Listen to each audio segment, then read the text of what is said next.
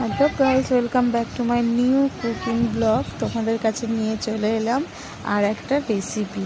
এটা না বিহারি স্টাইলের একটা খাবারের রেসিপি।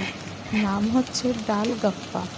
দেখতে পাচ্ছ নারকেলটা এখানে কুড়িয়ে নিয়েছিলাম, নিয়ে কড়াই একটু ফোড়ন দিয়ে দিয়েছিলাম এলাচ, যেহেতু একটু ফ্লেভারটা সুন্দর আসে, দিয়ে ভালো করে এটাকে একটু পাক দিয়ে নেবো।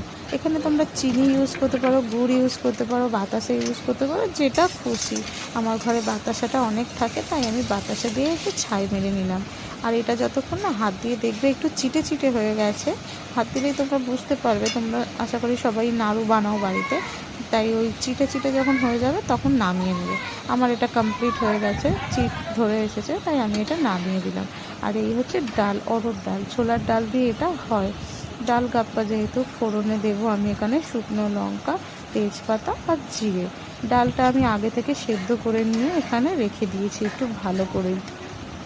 বন্ধুরা, আমার যদি রেসিপিগুলো তোমাদের ভালো লাগে, তোমরা আমার চ্যানেলটাকে একটু সাবস্ক্রাইব করে দিও ইউটিউব থেকে দেখলে। আর যদি ফেসবুক থেকে দেখো তাহলে তোমরা একটু ফলো করে দিও। আর কে কোথা থেকে দেখছো, তোমরা কে কে খেতে পছন্দ করো আমাকে কমেন্ট বক্সে জানিও। তারপরে দেখো এখানে হয়ে গিয়েছে হচ্ছে পাক ছাই মারা। তারপরে এখানে ময়দা মেখে নিয়েছিলাম, যেই রকম পিঠে বানাই পুর মতন করে, ওই রকম গোল গোল করে খিলি করে নারকেলটা ভরে না, ওটাকে গোল গোল করে চেপে দেবো যাতে নারকেলটা না বেরিয়ে যায়। তোমাদেরকে আগের ভিডিওতেও বলেছি যে আমি একা কোনো রান্না করি না, সম্পূর্ণ আমার সঙ্গে এখানে হচ্ছে হেল্প করেন হচ্ছে আমার শাশুড়ি মা। আমরা দুজনে মিলেই কাজটা করি। তাই দেখো শাশুড়ি মা এখানে করছে, আমিও করছিলাম। সেই ক্লিপটা তোমাদের কাছে নিয়ে আসিনি, মা করছেন তাই ওই ক্লিপটাই তোমাদের কাছে নিয়ে এলাম। দেখো একটা একটা করে করতে করতে প্রায় সবগুলোই এখানে কমপ্লিট হয়ে এসেছে। তারপরে দেখো এখানে এগুলো না তোমরা যখন করবে একটু আটা ছড়িয়ে রাখবে, না হলে না এটা জড়িয়ে যাবে, তুলতে অনেক অসুবিধে হবে। তারপর দেখো কড়াই খুব অল্প পরিমাণে আমি একটু সাদা তেল দিয়ে নিলাম, দিয়ে তেলটাকে গরম করে হাঁড়িটাকে একটু নেড়ে চেড়ে দিলাম।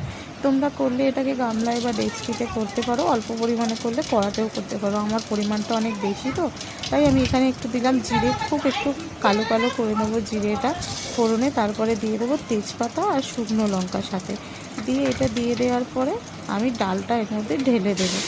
দেখতেই পাচ্ছ ডালটা ঢেলে দিলাম, কতটা পরিমাণে ধোঁয়া হচ্ছে, সেই রকম পরিমাণে গরম করে জিনিসটা দিতে হবে। তার মধ্যে আমি আর একটু জল অ্যাড করে দিলাম, দিয়ে একে একে এখানে আমি একটু স্বাদ মতন নুন দিয়ে দেবো।